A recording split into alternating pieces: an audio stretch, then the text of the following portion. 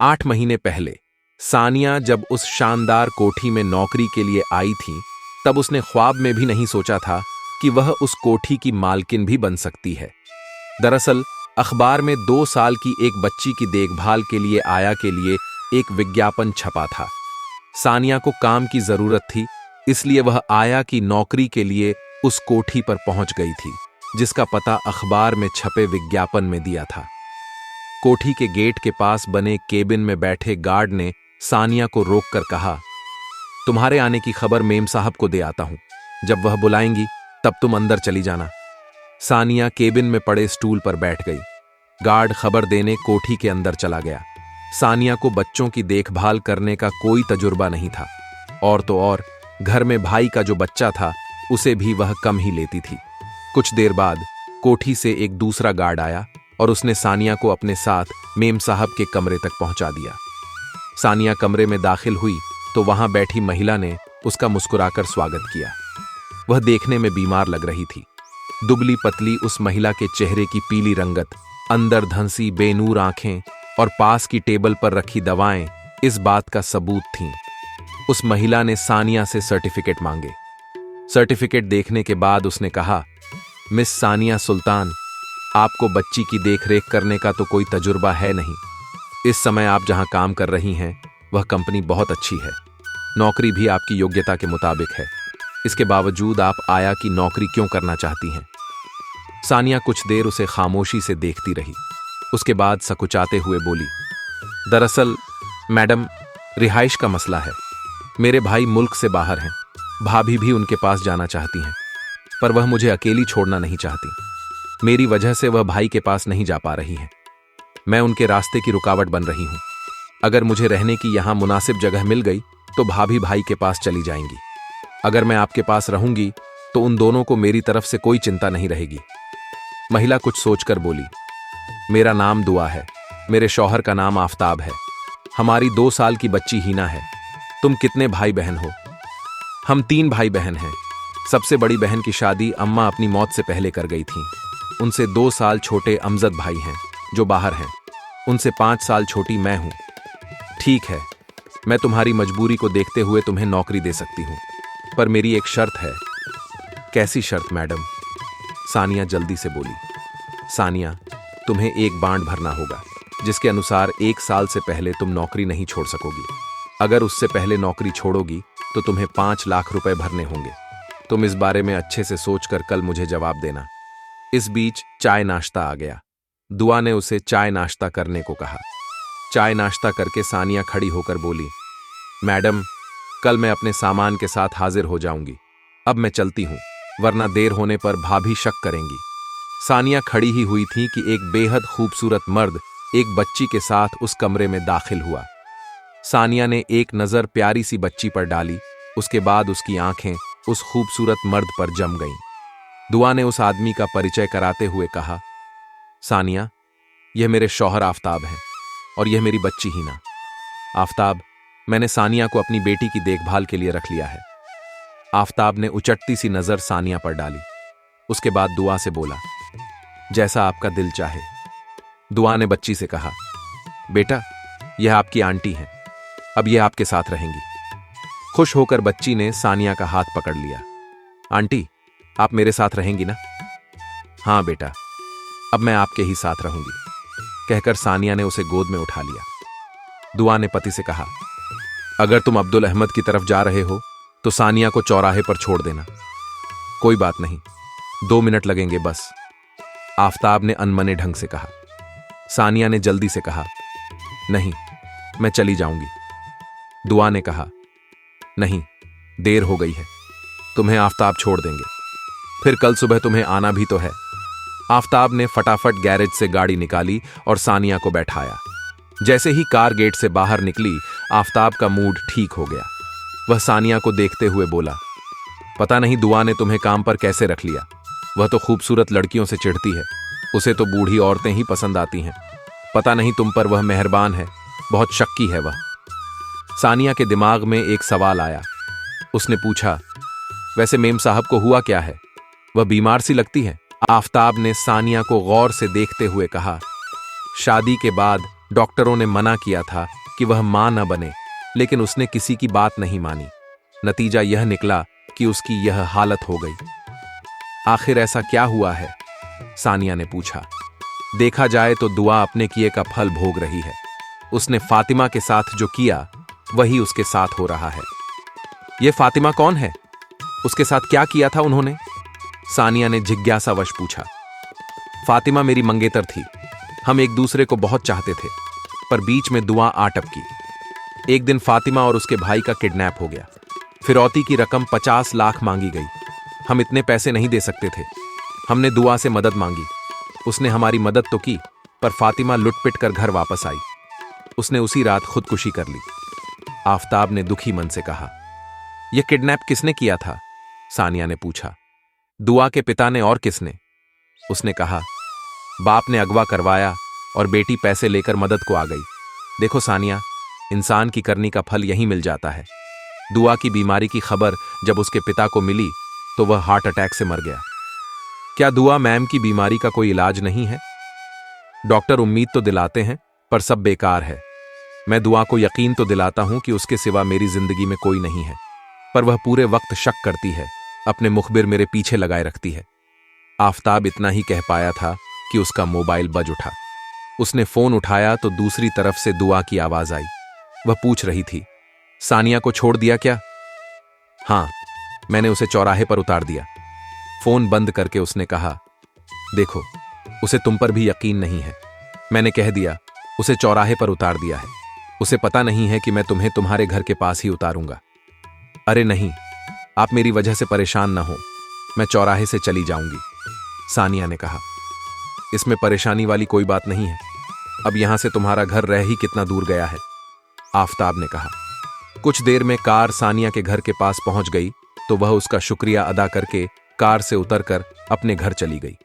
सानिया ने उससे भी अपने घर चलने को कहा था, पर वह फिर कभी आने की बात कहकर चला गया था। सानिया चहकती हुई अपने घर पहुंची तो भाभी का मूड ठीक नहीं था। वह तीखे स्वर में बोली, इतनी देर क्यों हुई? सानिया जल्दी से बोली, भाभी, मैं एक नई नौकरी के इंटरव्यू के लिए गई थी। बहुत अच्छी जॉब है, सैलरी भी अच्छी है। मेरे वहां नौकरी करने से आपकी एक बड़ी समस्या हल हो जाएगी। भाभी ने उसे हैरानी से देखा तो वह जल्दी से बोली, हाँ भाभी, मुझे मिसेस दुआ ने अपनी 2 साल की बच्ची की देखरेख के लिए रख लिया है। अच्छी सैलरी के साथ रिहाइश, खाना पीना सब फ्री है। वह 30-35 साल की बहुत अच्छी महिला है। बच्ची की देखरेख के लिए मुझे रखा है, लेकिन तुम्हें यह काम करने का कोई अनुभव नहीं है। भाभी, बच्चे प्यार व सेवा के भूखे होते हैं। मैं यह कर लूंगी। मुझे कल 10 बजे अपना सामान लेकर जाना है। मैं आपको वहां का पता वगैरह दे दूंगी। भाभी के रजामंद होने पर सानिया बेहद खुश हुई। आफताब के साथ रहने के बारे में सोचकर ही सानिया का दिल धड़कने लगा। आफताब की बातों से उसे लगा था कि अब दुआ ज्यादा नहीं जिएगी। उसने बीमार दुआ की तो देखभाल की ही, साथ ही उसकी बेटी हीना को भी बहुत प्यार दिया। करीब 8 महीने बाद दुआ की मौत हो गई। इन 8 महीनों में दुआ ने आफताब की हर बात उसे बता दी थी। उसकी मौत से 3 दिन पहले की बात थी। उस दिन दुआ की तबीयत ज्यादा खराब थी। सानिया दुआ के पास ही थी। तभी एक नौकरानी ने कमरे में आकर कहा, सानिया बीबी, आपको साहब ड्राइंग रूम में बुला रहे हैं। सानिया ने एक नजर हीना पर डाली। वह आराम से सो रही थी। वह ड्राइंग रूम में पहुंची तो वहां दुआ की सहेली रशीदा सोफे पर आफताब से सटी बैठी थी। सानिया को उसका यह अंदाज बड़ा बुरा लगा। वहीं पर दुआ के वकील भी मौजूद थे। वकील ने कहा, मिस सानिया, आप कल 11 बजे यहां हाजिर रहिएगा। मैं तो यहीं रहती हूं साहब, जब आप कहेंगे आ जाऊंगी। मुझे बताया गया था कि आज आप अपने घर चली जाएंगी, वकील साहब ने कहा। रशीदा बीच में बोल पड़ी, दरअसल मैंने और आफताब ने सोचा कि हीना को मानसिक सुकून के लिए मेरे घर मेरे बच्चे और उसकी ट्रेंड आया के पास छोड़ दिया जाए, क्योंकि हीना के दिलो दिमाग में दुआ की मौत का असर पड़ सकता है। जब हीना हमारे यहां चली जाएगी तो सानिया की यहां क्या जरूरत रहेगी। उसकी इस बात पर सानिया को गुस्सा आ गया। उसने तीखे स्वर में कहा, मेरे ख्याल से अभी घर में हीना के बड़े मौजूद हैं। वे इस बारे में फैसला लेंगे। आपका ताल्लुक सिर्फ इतना है कि आप दुआ मैम की सहेली हैं। मैं तो दुआ की सहेली हूं, लेकिन तुम तो मुलाजिम के अलावा कुछ नहीं हो। सानिया ने तड़प कर आफताब की ओर देखा कि वह उसका कुछ सपोर्ट करेगा, पर वह चुप बैठा था। वहां मौजूद दुआ की खाला ने कहा, मैं हीना को अपने घर भेज देती हूं, वहां मेरी बेटियां उसे संभाल लेंगी। वकील ने कहा, आप लोग बेकार की बहस कर रहे हैं। दुआ की वसीयत के मुताबिक वसीयत खोलते वक्त सिर्फ 3 लोग मौजूद रहेंगे। इनमें एक हैं मिस सानिया, इसलिए इनका यहां रहना जरूरी है। इसलिए यही बेहतर होगा कि हीना उन्हीं के पास रहे। इतने दिनों से वही उसकी देखभाल कर रही हैं और इस वक्त इन्हीं की जरूरत भी है। क्यों आफताब साहब, ये बात सही है ना? आफताब ने अनमने ढंग से कहा। आप ठीक कह रहे हैं वकील साहब। रशीदा ने बेकरार होकर उसकी तरफ देखा तो आफताब ने धीरे से उसका हाथ दबा दिया। सानिया ने उठकर कहा, क्या अब मैं हीना के पास जाऊं? हाँ, आप जाइए और आप यहीं रुकेंगी, बच्ची के पास, वकील ने मजबूत लहजे में कहा। इसके बाद सानिया हीना के पास लेट गई। आफताब के बेरुखा और दोगले बर्ताव को देखकर वह बहुत दुखी थी। उसकी आंखों से आंसू बहने लगे। उसे याद आया कि एक बार दुआ ने उससे कहा था, मेरी रशीदा से कोई खास दोस्ती नहीं है, पता नहीं यह तलाकशुदा महिला क्यों बार बार मेरे घर चली आती है। शायद दुआ को अंदाजा था कि वह आफताब के पीछे लगी है। इन 8 महीनों में दुआ से सानिया की अच्छी दोस्ती हो गई थी। सानिया की यह अच्छी आदत थी कि वह चुपचाप सब सुनती थी, इसलिए दुआ उससे अपने मन की बातें करके दिल हल्का कर लेती थी। एक बार उसने अपनी मोहब्बत की पूरी कहानी बताई थी। उसने कहा था, यह सच है कि मुझे आफताब से पहली नजर में मोहब्बत हो गई थी। पहली बार जब आफताब कार्टन सप्लाई के लिए हमारी फैक्ट्री में आया था, तब उसका कारोबार बहुत छोटा था। मैंने उसे पार्टनरशिप का ऑफर दिया था ताकि उसका काम बड़े पैमाने पर हो सके और आमदनी भी बढ़े। उसी दौरान मुझे मालूम हुआ कि आफताब की मंगनी उसकी कजिन फातिमा से हो चुकी है। मैं पीछे हट गई और आफताब को भूल जाना चाहा, पर उसी दौरान फातिमा का किडनैप हो गया। आफताब ने बताया कि अपहरणकर्ताओं ने 50 लाख रुपए मांगे हैं। 50 लाख रुपए उसने मुझसे इस वादे के साथ मांगे कि फातिमा के छूट जाने के बाद वह मुझसे शादी कर लेगा। मैंने आफताब को 50 लाख रुपए दे दिए। मैंने पुलिस को भी खबर कर दी। जांच करते हुए पुलिस वहां पहुंची तो अपहरणकर्ता भाग चुके थे। फातिमा रस्सियों से बंधी थी, उसकी आंखों पर पट्टी बंधी थी। फातिमा ने बताया कि अपहरणकर्ता 3 थे और उन्होंने मास्क पहन रखे थे, इसलिए वह किसी को पहचान नहीं सकी। दुआ का कहना था कि उसे शक है कि यह किडनैपिंग का प्रोपेगेंडा आफताब का था, उसी ने सारा खेल खेला था। आप अपने शौहर पर इल्जाम लगा रही हैं, यह जान लेने के बाद भी आपने उनसे शादी की? क्योंकि मैं उस वक्त उसके इश्क में अंधी थी। दुआ ने आगे कहा, आफताब रशीदा के साथ मिलकर मेरी मौत का इंतजार कर रहा है। मैं अपनी दौलत इस लालची इंसान और उस बेशर्म औरत के लिए नहीं छोड़ूंगी। उस वक्त रशीदा का नाम सुनकर सानिया मन ही मन हंसी, क्योंकि रशीदा खुद को आफताब की महबूबा समझ रही थी। उसी वक्त दुआ की खाला उसके कमरे में आ गई। आते ही उन्होंने कहा, अरे तुम यहां बैठी हो सानिया, तुम परेशान ना हो। मैं आफताब से कहूंगी कि हीना की सही देखभाल के लिए तुम्हारा यहां रहना जरूरी है।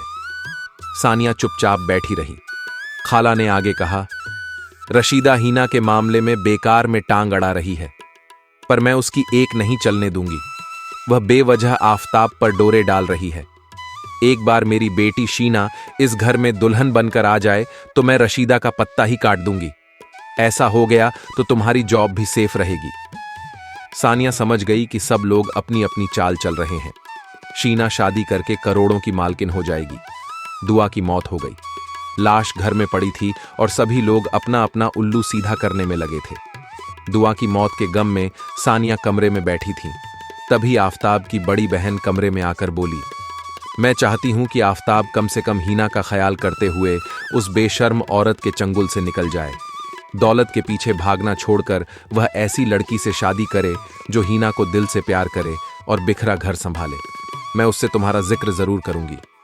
उसकी बात पर सानिया कुछ नहीं बोली। उसकी झुकी आंखों और लाल होते चेहरे से शायद उसकी रजामंदी मिल गई थी। उसने आगे कहा, मैं जानती हूं कि आफताब दिलफेंक है, कई लड़कियों से अफेयर चला चुका है। मैं उसे बहुत समझाती थी कि दुआ से बेवफाई न करे, पर वह नहीं माना। इससे सानिया को लगा कि आफताब ने मोहब्बत का जाल फेंक कर उसे भी बेवकूफ बनाया है। उसी वक्त बाहर से आवाजें आने लगीं। सब लोग कब्रिस्तान से वापस आ गए थे। वह हीना के बालों में हाथ फेरती वहीं बैठी रही। दरवाजा खटखटाकर आफताब कमरे में आया। हीना को देखकर बोला, हीना तो अच्छी है ना? तुमने उसे संभाल लिया है ना? जी, वह अब ठीक है। इसके बाद आफताब ने रूखे लहजे में पूछा, तुमने आपा को क्या पढ़ाया है? मैंने तो कुछ नहीं कहा। सानिया चौंक कर बोली, मैं अच्छी तरह जानता हूं कि तुमने मेरी आपा के दिमाग में यह बात भरी है कि हीना के लिए मुझे तुमसे ही शादी करनी चाहिए। सानिया, मैंने रात के अंधेरे में तुमसे जो वादे किए थे उन्हें दिन के उजाले में भूल जाओ। झूठे वादे करना मेरी आदत है, उस पर यकीन न करना। इसके बाद वह कहकहा लगाकर हंस पड़ा। सानिया उसका असली चेहरा देखकर दंग रह गई। आफताब ने मुस्कुराते हुए कहा, मैंने पहले दिन ही तुम्हारी आंखों में अपने लिए पसंदगी देख ली थी। जो लड़की खुद पसंद करे उसे फंसाना मेरे लिए बड़ा आसान होता है। 2-3 मोहब्बत भरी मुलाकातों के बाद शादी के झूठे ख्वाब दिखाकर तुम्हारा जिस्म हासिल कर लिया। बस इतना ही मेरा मकसद था। सानिया का चेहरा गुस्से से लाल पड़ गया। वह तीखे स्वर में बोली, बिल्कुल उसी तरह जिस तरह तुमने फातिमा की नजर पहचानी थी, दुआ की नजर पहचानी थी। अपने दोस्तों के जरिए फातिमा को अगवा करवाकर उसकी भी इज्जत लूट ली और उसके वापस आने पर ऐसी बेरुखी दिखाई कि उस मासूम ने मजबूर होकर खुदकुशी कर ली। आफताब की आंखों में हैरत थी। वह गुस्से से चीखा, यह क्या बकवास कर रही हो? यह कहानी तुम्हें दुआ ने ही सुनाई होगी। तुम इसका कोई सबूत नहीं दे सकती। अब चुप हो जाओ और मैं कहता हूं कि तुम यहां रह सकती हो। हमारे रात के अंधेरे का ताल्लुक वैसा ही रहेगा, या फिर खामोशी से 5 लाख रुपए लेकर यहां से निकल जाओ, पर अपनी जुबान बंद रखना। मैंने तुम्हें देवता समझा था, तुम तो शैतान निकले। तुम्हारी हर बात मानती रही, यहां तक कि अपनी इज्जत भी गंवा दी, और उसका तुम ये बदला दे रहे हो मुझे। मैं तुमसे शादी क्यों करूं? जरा अकल से सोचो, तुम्हारे पास देने को अब बचा ही क्या है? यह कहकर वह कमरे से बाहर निकल गया। सानिया रो पड़ी। एक आवारा आदमी के पीछे उसने अपना सब कुछ लुटा दिया। उसका दिल चाहा कि खुदकुशी करके मर जाए। तभी उसने सोचा कि अगर वह मर गई तो हीना एकदम अकेली व बेसहारा हो जाएगी। उसे सही मायनों में हीना से मोहब्बत हो गई थी। वह कुछ देर सोचती रही। उसके बाद उसने एक फैसला लिया और बात करने कमरे से बाहर निकली। किचन के पास उसे आफताब मिल गया। उसने उसे देखते ही कहा, आफताब, मैंने फैसला कर लिया है कि मैं तुम्हारी जिंदगी से निकल जाऊंगी, पर तुम हीना को मुझे दे दो। यह क्या बकवास है? वह उलझकर बोला, यह बकवास नहीं है। वकील से कहकर एक दस्तावेज तैयार कराओ जिसमें लिखा हो, अगले 10 सालों तक तुम मुझे हीना का गार्जियन रख रहे हो। मैं जहां रहूंगी हीना वहीं रहेगी। तुम हर महीने खर्चे की रकम देते रहोगे। मैं एक फ्लैट अलग ले लूंगी। मैं तुम्हें वहीं फ्लैट दे दूंगा जहां हम मिलते थे, पर तुम वहां नहीं आ सकोगे। हफ्ते में एक बार आप बच्ची को बाहर ले जा सकते हो। ठीक है, मैं वकील से बात करता हूं, उसने कहा।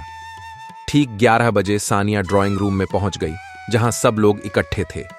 वह एक कोने के सोफे पर हीना को गोद में लेकर बैठ गई। वहां दुआ के डॉक्टर और उसके दफ्तर के मैनेजर राशिदी भी थे। वकील ने वसीयत के बारे में कहना शुरू किया। वसीयत के मुताबिक जिनको यहां होना चाहिए वे यहां हैं, पर यहां ज्यादा लोग नहीं रह सकते।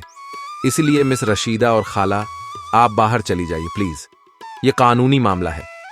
रशीदा ने घूर कर वकील को देखा, फिर आफताब की तरफ इस उम्मीद से देखा कि शायद वह रोक लेगा, पर वह सिर झुकाए बैठा रहा। दोनों गुस्से से बाहर निकल गईं। वकील ने कहना शुरू किया, वसीयत 1.5 माह पहले लिखी गई थी। डॉक्टर साहब और मैनेजर राशिदी इसके गवाह हैं। इस पर सिविल जज के साइन करवा लिए गए हैं। सारा काम पक्का है। आफताब बेचैन होकर बोला, ये सारी बातें छोड़िए, आप वसीयत पढ़कर सुनाइए। वसीयत के मुताबिक दुआ मैडम की तमाम जायदाद की वारिस उनकी बेटी हीना है, वकील ने कहा। बकवास है, इतनी सी बच्ची यह बिजनेस और कारखाना कैसे चला सकती है? आफताब ने गुस्से से कहा। इसकी चिंता आप मत कीजिए आफताब मियां। इसके लिए दुआ मैडम ने 4 लोगों की एक कमेटी बना दी है, जिसमें मैनेजर राशिदी, डॉक्टर साहब, उनके पापा के दोस्त अजमल साहब और मैं शामिल हूं। हम सबके काम की निगरानी सानिया को सौंपी गई है, वकील ने कहा। ऐसा कैसे हो सकता है? आफताब ने चिढ़कर कहा। यह इस तरह हो सकता है आफताब साहब कि दुआ को आप पर भरोसा नहीं था। वह जानती थीं कि आप अपनी नई जिंदगी में मग्न होकर हीना को भूल जाएंगे या आप उसे अपने रास्ते से हटा देंगे। वसीयत में मेरे लिए क्या हुक्म है? आफताब ने धीरे से पूछा। आपकी किस्मत का फैसला सानिया मैडम के हाथों है, क्योंकि दुआ मैडम सारे अधिकार उन्हें दे गई हैं। वकील साहब ने कहा, कमेटी के सारे काम भी सानिया मैडम से पूछकर उनकी ही सलाह से होंगे। दुआ मैडम एक खत भी सानिया मैडम के लिए छोड़ गई हैं। यह सुनकर सानिया मन ही मन शर्मिंदा हो गई। उसने दिल ही दिल में दुआ का शुक्रिया अदा किया। वकील साहब ने कागजात देखकर कहा, आफताब, आपके लिए वसीयत में खास हिदायतें हैं। आप जनरल मैनेजर राशिदी और सानिया की इजाजत से ही ऑफिस जा सकते हैं और उनकी मर्जी से ही आपको काम मिलेगा। एक खास शर्त उन्होंने यह रखी है कि इस कोठी में आप तभी रह सकते हैं जब आप सानिया जी से शादी कर लेंगे और बाहर कोई अफेयर नहीं चलाएंगे। आफताब गुस्से से तिल मिलाकर बोला, यह आप सबकी मिली भगत है। आप सबने मेरे खिलाफ साजिश रची है।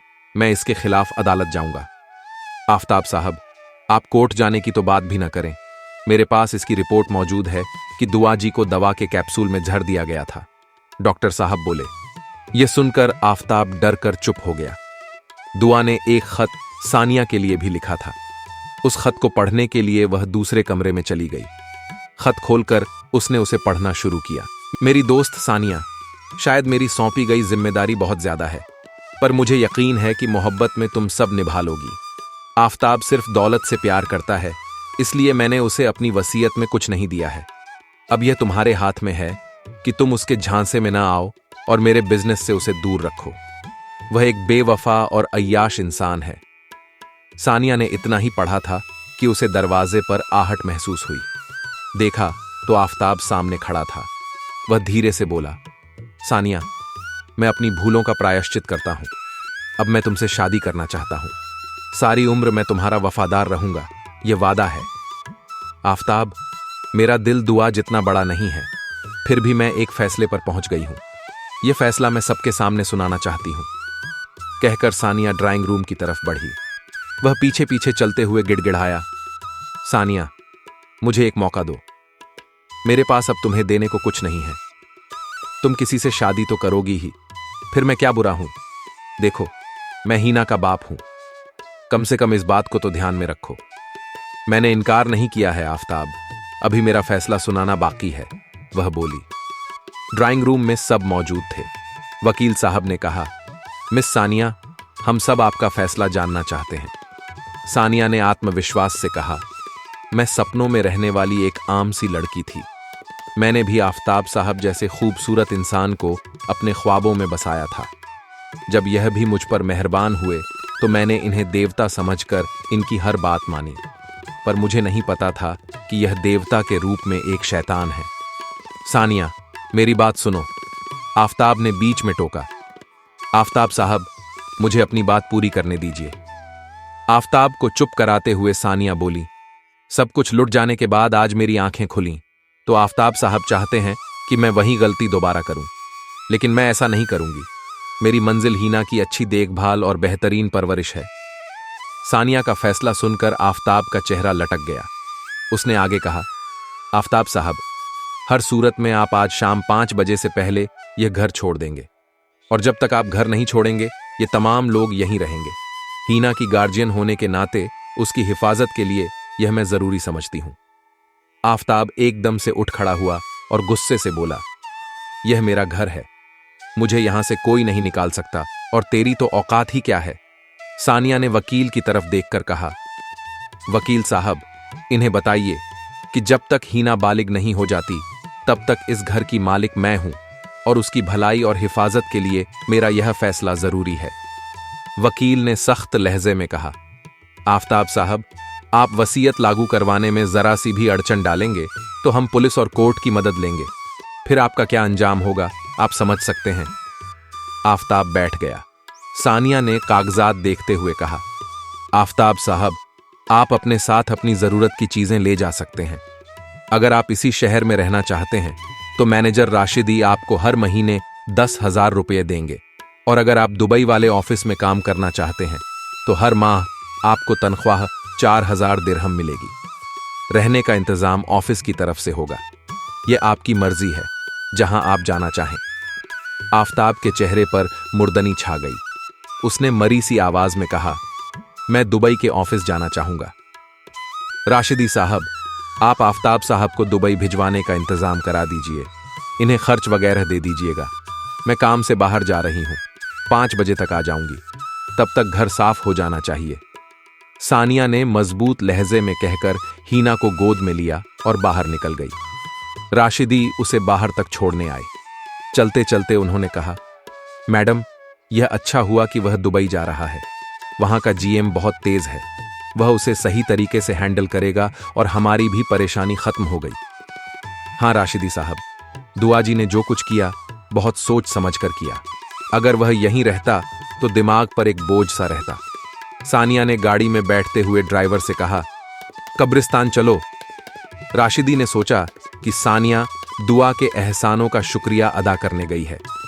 कब्रिस्तान में दुआ की कब्र के पास बैठकर सानिया ने कहा, अब मैं ख्वाबों की दुनिया से निकलकर हकीकत की जमीन पर खड़ी हूं।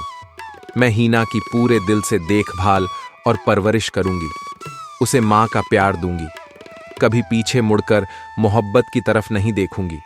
कभी कोई शिकायत का मौका नहीं दूंगी। यही मेरा मरहूमा दुआ से वादा है।